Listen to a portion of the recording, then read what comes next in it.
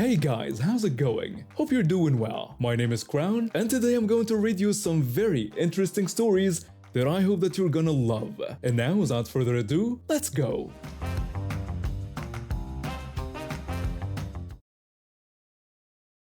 I work two jobs to keep my family afloat.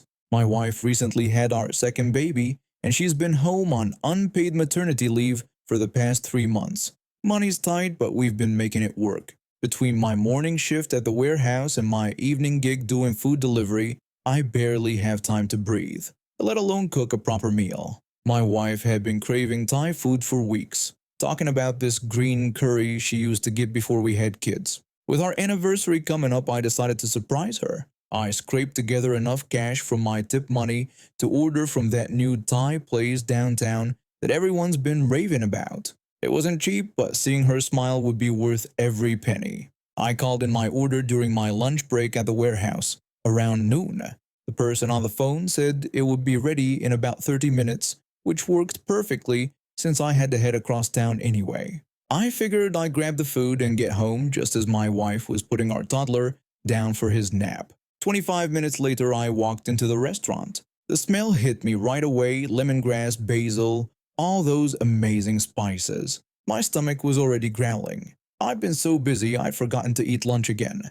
I walked up to the counter where a young guy was organizing takeout bags. I told him I had called in an order about half an hour ago and gave him my name. The cashier laughed and checked his list, then told me they were just finishing it up and it would be out in a minute. I stepped back and pulled out my phone to text my wife that I was almost home. That's when this woman burst through the door like she owned the place. She was dressed in expensive workout clothes, the kind that cost more than I make in a week, and she had this look on her face like the world owed her something. She walked straight up to the counter, completely ignoring me, standing there. She loudly announced that she needed that order because she was in a rush. The cashier looked confused and looked at the bag he was just about to hand me. He told her that the order was already taken. That's when she turned around and looked right at me. I could see the wheels turning in her head when she sized me up. Work boots, warehouse uniform with grease stains, probably looking like I hadn't slept in days because I hadn't. She pointed at me and declared that I looked like I could wait because she had kids in the car. I actually laughed out loud. I thought she was making some kind of joke. The absurdity of it was too much, but her face was dead serious. She turned to me directly and told me to be kind and just let her take my food. She said I could wait for the next one. The entitlement in her voice made my blood boil. Here I was, working myself to death to afford one nice meal for my wife, and this woman just expected me to hand it over because she couldn't be bothered to call ahead like I did. I told her that I had ordered this 30 minutes ago and I was taking it home to my family too. She insisted that she had children waiting in her car right now and they were hungry. I shot back that maybe she should have planned better and called ahead like I did. Her face went red.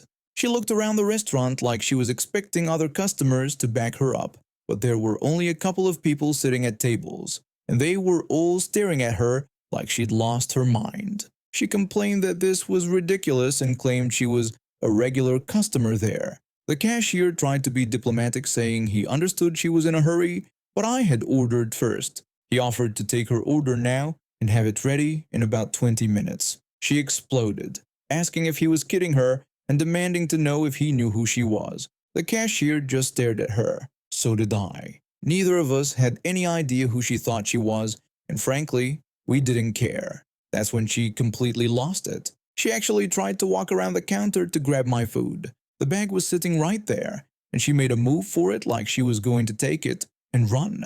The cashier quickly stepped in her way and told her he was going to have to ask her to leave if she didn't calm down. She screamed that this was theft and accused him of stealing from her children. I told her nobody was stealing anything and this was my food that I had paid for. She snapped back that I was probably just going to eat it by myself anyway, and that she had a family to feed. That hit a nerve. I thought about my wife at home, exhausted from taking care of our baby and toddler, looking forward to this one small treat. I thought about all the overtime hours I'd worked just to afford it. I told her I worked 70 hours a week to support my family and had saved up tip money for weeks to buy this meal for my wife who just had a baby. I said she didn't get to decide who deserved food more. She looked me up and down with disgust and said that maybe if I had a better job I wouldn't have to save up just to buy dinner. The whole restaurant went quiet. Even the kitchen staff had come out to see what the commotion was about. I felt my face burning with embarrassment and anger. I told her she was right, that I should get a better job. Maybe I should become a professional food thief like she was trying to be right now. The cashier handed me my bag and receipt, then told her she needed to leave now or he was calling the police. She declared that this was exactly why the world was falling apart. Selfish people who wouldn't help others in need. She stormed toward the door, then turned back one more time and announced she was never coming back again and would tell all her friends about the terrible service. The cashier thanked her and said that would actually be great. She slammed the door so hard the little bell above it fell off and clattered to the floor. I stood there for a moment, still processing what had just happened. The other customers started clapping and the cashier looked at me apologetically. He said he was sorry about what happened and told me my meal was on the house today. I asked if he was sure and he said absolutely. He also told me that next time I wanted to order for my wife, I should just give them a call and they'd make sure it was ready when I needed it. I drove home in a daze, replaying the whole thing in my head. When I got home, my wife was on the couch with both kids finally asleep. She looked up at me with tired eyes that lit up when she saw the Thai food bag. She asked how much it cost and I told her nothing, apparently. I said she wasn't going to believe what just happened. When I told her the story, she started laughing so hard she had to cover her mouth to avoid waking the kids. For the first time in months, I saw her really, truly happy. We ate that green curry together while the kids napped, and it was perfect. 2 weeks later when I went back to the same restaurant, the cashier recognized me right away and grinned. He asked how my wife was doing and I told him she was great and the food had been amazing. He said I'd get a kick out of what happened next. He told me that woman from last time had come back the next day demanding to speak to the manager about getting me fired from my job. She thought I worked there. We both laughed until our sides hurt. I live with my fiancé in downtown Vancouver. We rent this small apartment above a cafe, and we have our own parking garage. The garage opens right into an alley next to a liquor store, so people constantly block us in when they're grabbing their booze. My fiancé and I had been planning our wedding for months, and her mother was flying in from Toronto to help with some of the arrangements. This was going to be the first time I'd spend more than a weekend with my future mother-in-law, so I was pretty nervous about making a good impression. She's always been polite to me, but I could tell she was still sizing me up as husband material for her daughter. The week she visited started off great. We took her around the city, showed her our favorite restaurants, and she seemed to be warming up to me. But then came that Friday evening that I'll never forget. We had just finished dinner at this nice Italian place downtown and were heading home around 8:30 p.m. My future mother-in-law was in the back seat talking about how much she loved Vancouver and how proud she was that we'd found such a nice place to live. When we turned into our alley, I saw it immediately. Some guy's silver sedan parked right in front of our garage door. I sighed and pulled up behind his car to wait. This happened at least once a week, and usually people came out within a few minutes, saw us waiting, and moved without any drama. But after about 10 minutes, this guy comes strolling out of the liquor store with a brown paper bag, sees us sitting there, and makes some gesture toward our car. I couldn't hear what he said, but it definitely wasn't friendly. Instead of getting in his car and leaving like a normal person, he climbed into the driver's seat, cracked open what looked like a beer, and just sat there drinking it while staring at us. He was actually laughing and pointing at us like this was the funniest thing in the world. I felt my face getting hot, but I looked in the rearview mirror and saw my future mother-in-law looking confused and a little worried. The last thing I wanted was to lose my temper in front of her and prove that I was some kind of hothead who couldn't handle a simple situation. I took a deep breath and got out of the car. I walked over to him and politely asked if he could move his car because he was blocking our garage. The guy rolled down his window and looked me up and down like I was something he'd scraped off his shoe. Then he asked what I was going to do about it in a really snotty tone. I tried to stay calm and explained that I just needed to get into my garage and if he could pull forward a few feet, that would be great. He told me he'd do whatever he wanted because this was a public alley. I explained that I understood that, but he was literally blocking the entrance to a private garage, and I lived here. That's when he got out of his car. He was about my height, but probably had 30 pounds on me, and he immediately got right in my face. He started yelling about how I thought I could tell him what to do and whether I thought I owned the whole alley. I told him I really didn't want any trouble and just wanted to go home, and asked if he could please just move his car. He asked why I didn't just walk home and leave my car there. He was standing so close I could smell the alcohol on his breath. I stepped back a little, trying to keep things calm, but he stepped forward again. Then he shoved me and asked what I was going to do about it. I pulled out my phone and called 911. While I was talking to the operator, this guy was practically breathing on me, trying to intimidate me into hanging up. I kept stepping back to create some space, and he kept following me. I told the operator that I needed police at the alley behind Main Street because there was a man blocking my garage and he had just assaulted me. I held up my hand to try to keep some distance between us, and he walked right into my arm. He started screaming that I was assaulting him and that he needed help. The 911 operator could hear everything, and I stayed on the line with her until the police arrived about 2 minutes later. When the cop car pulled up, this guy completely changed. His aggressive posture disappeared, and suddenly he was all smiles and politeness. He told the officer that thank God they were here, and that I had approached his vehicle and threatened him. He claimed he was just sitting in his car minding his own business when I came over and started harassing him. The police officer looked at me, then at him, then at the obvious parking situation. The officer asked if he was aware that he was parked in front of a private garage. He said he didn't know that and was just grabbing something from the store real quick. My fiancée and her mother got out of the car at this point and backed up my version of events. The officer could see the open beer can in his car and asked him to step out of the vehicle. The officer asked if he had been drinking tonight. He said just one beer and that he had found it on the ground over there and was going to turn it in for the 5-cent deposit. He claimed he was completely sober. They made him do a breathalyzer test, but he'd finished the beer before getting out of the car, so his blood alcohol was just under the legal limit. The officer couldn't arrest him for drunk driving, but he did make him move his car immediately. When this guy was getting back into his car, he rolled down his window and threw something at my feet. He told me I had no idea who I was messing with. It was his business card. I picked it up and read that he was a freelance graphic designer with his full name, phone number, and website listed. The next morning, while my future mother-in-law was out shopping with my fiancé, I decided to look this guy up online. His website was actually pretty professional. He had a portfolio of logos and marketing materials he designed for local businesses, and there was even a full resume available for download.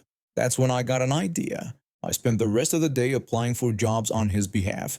I used his real name, real phone number, real address, and his actual resume. But instead of applying for graphic design positions, I applied for every entry-level job I could find.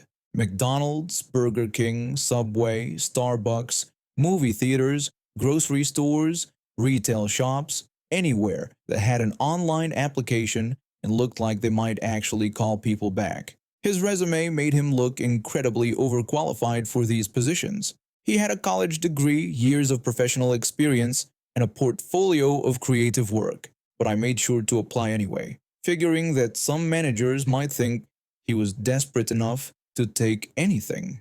Over the next 3 weeks, whenever I had spare time, I'd search for more minimum wage jobs and submit applications using his information. I must have applied to over 80 different places across Vancouver and the surrounding area. I never got to witness the results directly, but I imagine his phone started ringing pretty regularly with managers wanting to schedule interviews. Picture this guy expecting calls about potential graphic design contracts, only to have someone from McDonald's asking if he was still interested in the crew member position he'd applied for. I imagined managers calling to ask about the fry cook position he'd applied for, while he'd be confused and claim he never applied to work at McDonald's. They'd probably tell him that his application was submitted the previous Tuesday and that they were wondering why someone with his qualifications, wanted to work in fast food. Since his resume was so impressive, since I used his real resume, these places could see he was way overqualified, which probably made the whole thing even more confusing for everyone involved. A few months later, I was feeling petty again and decided to check his website to see if I could start the process over, but the website was completely gone. Either he'd taken it down or moved to a different URL entirely. Part of me wonders if all those random job calls made him paranoid about his online presence. My fiance and I got married 6 months later, and my mother-in-law still brings up that night sometimes. She always says she was impressed with how I handled the situation without losing my temper, especially since the guy was clearly trying to start a fight. She has no idea about the business card revenge, and I plan to keep it that way. My house sits on a corner lot with a beautiful garden that took me 2 years to perfect. I grow everything from tomatoes and peppers to prize-winning roses that I enter in the local garden show every summer. The problem started about 6 months after I moved in. My neighbor Karen lives right next to me, and from day one she made it clear she didn't like my garden. She claimed my sprinkler system was getting water on her driveway, which was completely false since I hand water everything. Then she complained that my roses were attracting too many bees, even though bees are essential for the neighborhood ecosystem. Things escalated when she started letting her dog run loose in my yard. I'd wake up to find my vegetable plants dug up and my flower beds destroyed. When I politely asked her to keep her dog on a leash, she just shrugged and walked away. That's when I decided to install security cameras. I bought a system with 4 cameras that covered my entire property, including the garden. The cameras were clearly visible and had bright LED lights that indicated when they were recording. I even put up signs warning that the area was under surveillance. The cameras worked perfectly. Within a week, I caught Karen's dog destroying my tomato plants while she stood there watching. I saved the footage and knocked on her door the next morning.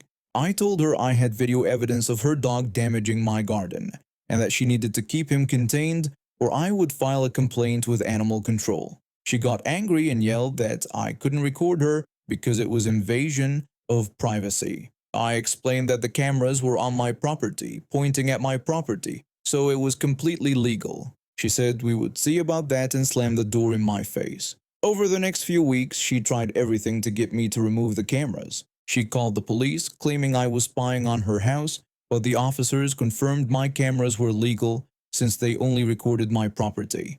She contacted the Homeowners Association, but they sided with me since I had the right to protect my property. Karen became increasingly aggressive.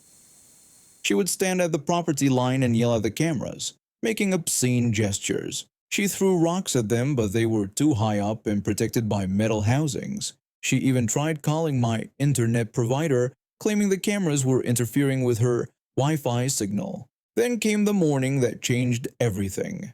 I was having coffee and checking the camera footage from the night before when I saw Karen walking across her yard carrying a baseball bat. She walked straight up to the camera mounted on my fence post and started swinging. The camera recorded everything in perfect detail before the screen went black. But what Karen didn't realize was that I had multiple cameras, and the other 3 captured her entire tantrum perfectly. After destroying the first camera, she walked over to my garden and started swinging the bat at my plants. She demolished my prize roses, destroyed my vegetable garden, and even knocked over my garden fountain. The whole time she was screaming about how I couldn't record her anymore, and how my stupid cameras couldn't protect my precious garden. She spent 20 minutes systematically destroying everything I had worked so hard to create. When she finished, she stood there admiring her handiwork, completely unaware that 3 other cameras had recorded every second of her rampage. I immediately called the police and uploaded all the footage to my cloud storage. When the officers arrived, Karen was still outside cleaning dirt off the baseball bat. The officer asked her to tell them where she had been that morning since they had reports of property destruction. Karen lied and said she had been in her house all morning and didn't know anything about property destruction. The officer told her they had video evidence showing her destroying her neighbor's camera and garden with a baseball bat. Karen said that was impossible because she had destroyed the camera, so there was no evidence. The officers looked at each other with barely concealed amusement. They explained that she had destroyed one camera, but there were three others that had recorded everything. Karen's face went completely white and she started stuttering and trying to backtrack, but it was too late. The officers arrested her for criminal mischief, trespassing, and destruction of property. When they led her away in handcuffs, she kept arguing that it wasn't fair because I was spying on her and the cameras were illegal. The officer reminded her that the cameras were on my property and she had no right to destroy them or my garden. Karen insisted that since she destroyed the camera, there shouldn't be any evidence. The officer suggested she might want to stop talking until she spoke with a lawyer. The footage went viral after I posted it on social media. The local news even picked up the story, calling it the case of the camera-smashing neighbor. Karen became a laughingstock in our community. In court, Karen tried to claim self-defense, saying she felt threatened by the cameras. The judge wasn't buying it. With a clear video evidence showing her premeditated destruction of my property, she was found guilty on all charges. She had to pay for the damaged camera, replace all my destroyed plants, fix my garden fountain, and cover court costs. The total came to over $3,000. She also received 6 months of probation and had to attend anger management classes. When her probation started, she wasn't allowed to approach my property or interfere with my security system.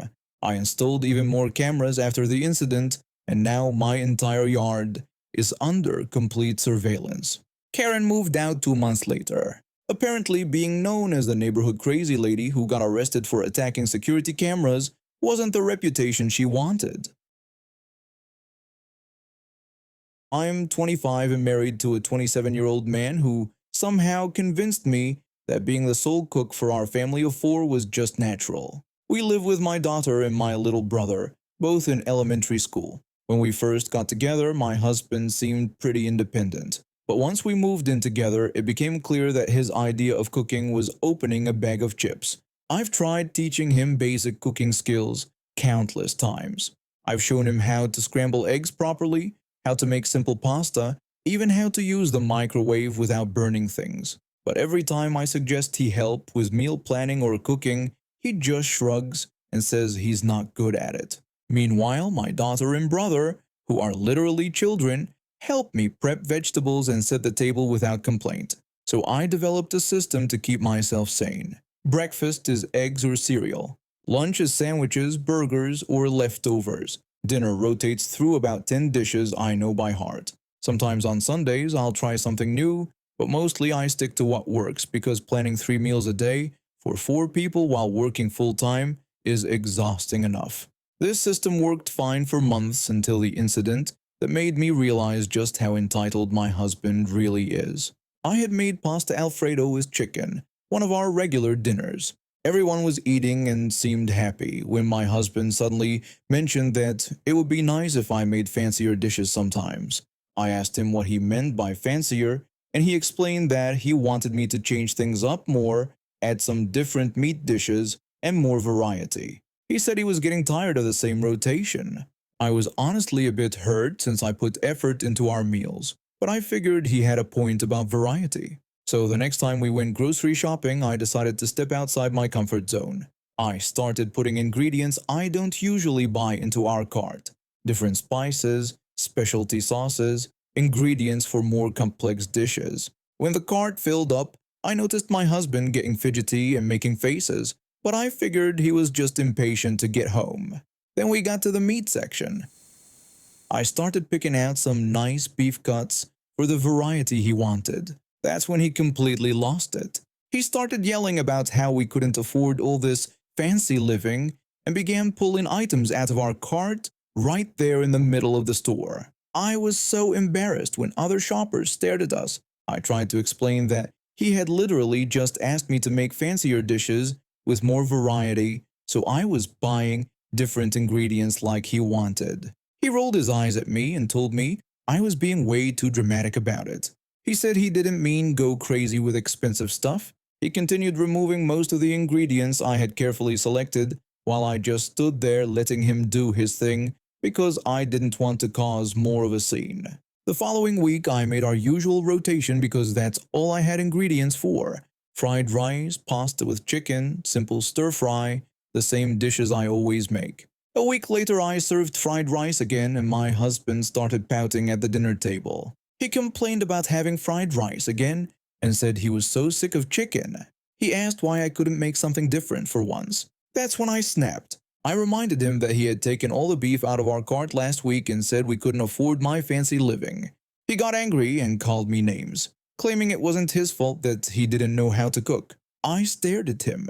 He was seriously blaming me for not being able to cook while simultaneously complaining about my cooking and refusing to let me buy ingredients for better meals. I asked him to clarify the situation for me. He wanted fancier, more varied meals, but he wouldn't let me buy the ingredients I needed to make them. And somehow this was my fault because he refused to learn how to cook himself. He argued that he worked all day and shouldn't have to come home and cook too. I pointed out that I also worked all day, plus I did all the meal planning, grocery shopping, and cooking for 4 people. He just glared at me and walked off to watch TV. That night I made a decision. I was done being his personal chef while getting criticized for my efforts. The next morning I made breakfast for myself, my daughter, and my brother. When my husband came to the kitchen looking for his plate, I was ready. I told him that since he was tired of my cooking and we couldn't afford fancy ingredients, I figured he'd want to handle his own meals from now on. He asked if I was serious, and I told him I was dead serious. I explained that the kids and I would eat together, and he could make whatever fancy dishes he wanted with his own money. For the next 3 days, he survived on cereal and takeout while complaining constantly. He came to me looking defeated and admitted that maybe he was being unreasonable. He asked if we could go back to how things were. I agreed but told him that things were going to change. Either he would learn to cook and help with meals, or he would stop complaining about what I made with the ingredients he approved of. I told him to pick one. He chose to learn how to cook. It's been a month now and he can make basic pasta, scrambled eggs, and grilled cheese. It's not much, but it's progress. More importantly, he hasn't complained about my cooking once since then. I've been gaming since I was a kid, and back in 2018, I saved up all my birthday money and did extra chores for months to finally buy my PlayStation 4. It was my pride and joy for the first couple of years. I'd spend hours playing with friends online, exploring new games, and just having a blast. But when I got older and started focusing more on my studies, I found myself using it less and less. By the time I turned 18 this year, the PlayStation was basically collecting dust in my room. I was getting ready to head off to university in the fall, and I've been researching computers for my degree program. The laptop I had was ancient and could barely handle basic tasks, let alone any of the software I'd need for my classes. A decent computer was going to cost me a good chunk of money, and as a student with no job, every dollar counted. That's when I came up with the idea to sell my PlayStation. It made perfect sense to me. I wasn't using it anymore, it was still in great condition, and I could get a decent amount of money for it to put toward my computer fund. So back in February, I brought it up with my parents over dinner. I told them I was thinking about selling my PlayStation to help pay for a new computer for university. My dad barely looked up from his plate and just gave a little nod. My mom was scrolling through her phone and made some non-committal sound. I took their lack of objection as approval and went ahead with my plan. I cleaned the console, gathered all the controllers and games, took some photos, and posted it online. Within a week, I had a buyer who paid me a fair price. The money went straight into my computer fund.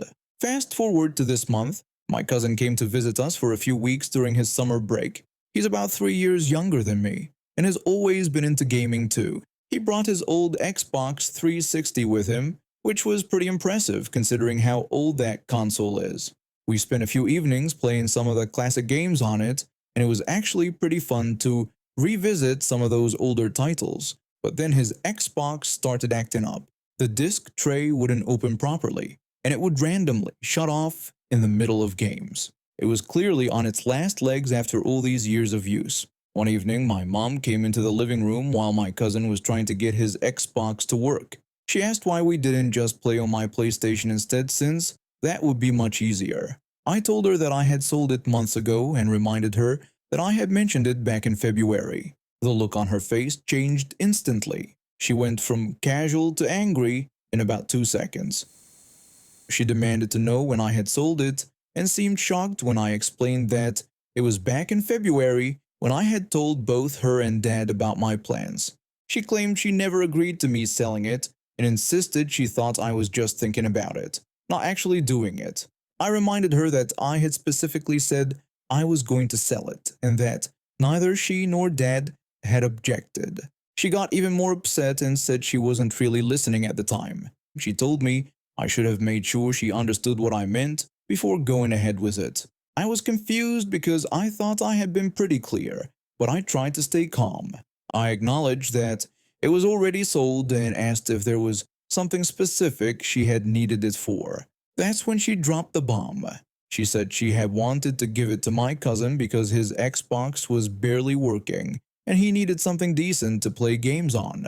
My cousin looked embarrassed and tried to say it was really okay and that he didn't need anything new. But my mom wouldn't hear it. She insisted that he deserved something decent to play on and was angry that we didn't have the PlayStation to give him because I had decided to sell it without permission.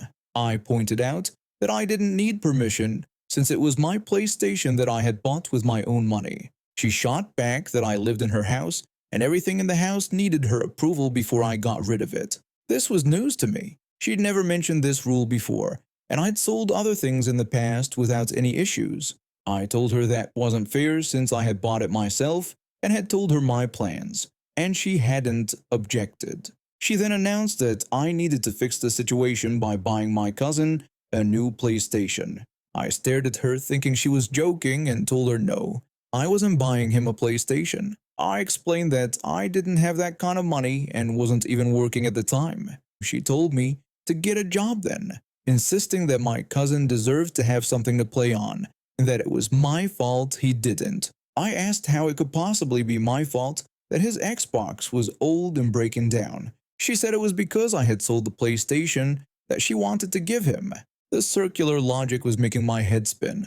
I told her that she had never mentioned wanting to give it to him, and if she wanted him to have a PlayStation, she could buy him one since she had a job and money. She got even more upset and said she shouldn't have to spend her money on something we already had. She declared that this was now my responsibility. My cousin was getting more and more uncomfortable and kept trying to say that it was really fine and he didn't need a PlayStation.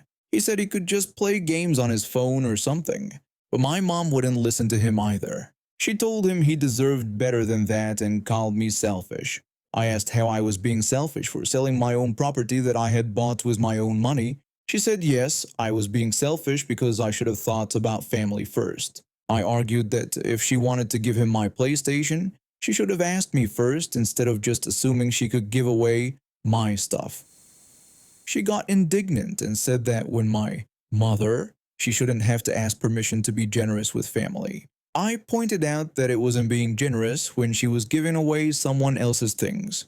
The argument went on like this for a while, with her insisting that I should buy my cousin a new PlayStation and me refusing because I didn't think it was my responsibility. My cousin kept trying to say he didn't need one, but she wouldn't listen to him either. Finally, I'd had enough. I told her I was sorry she was upset, but I wasn't buying him a PlayStation.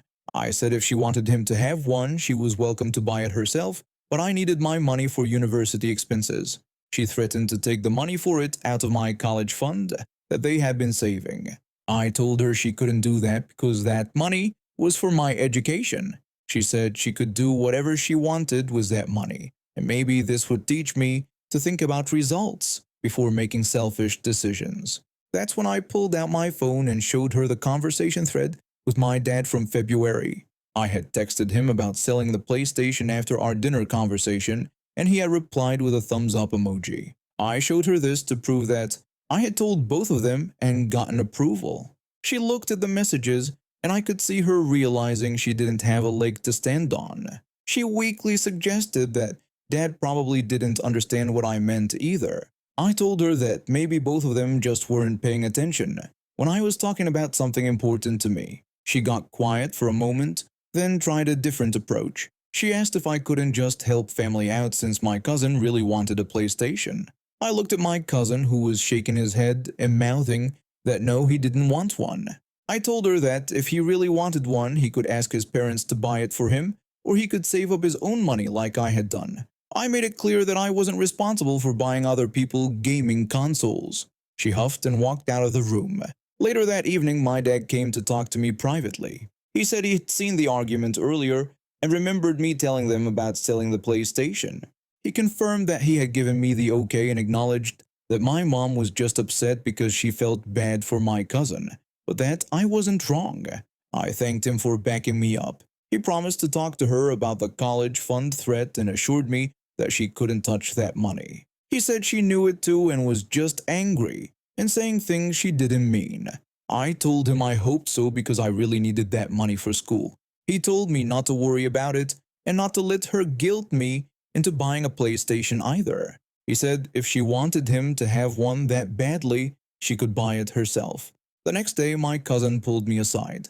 He apologized for all the drama and made it clear that he had never asked for a PlayStation and didn't expect me to buy him one.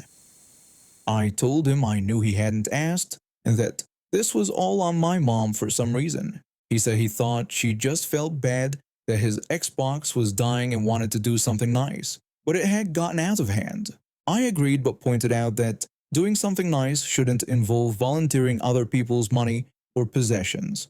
He totally agreed and then mentioned that he was probably going to ask his parents for a computer instead of a gaming console anyway. He explained that he was getting more into programming and stuff. I thought that was awesome and agreed that a computer would be way more useful. My mom never brought up the PlayStation thing again, and my college fund remained untouched. My cousin ended up getting a decent laptop from his parents a few weeks later, which made him much happier than any gaming console would have. And now we have reached the end of today's stories. Thank you for watching, and see you next time.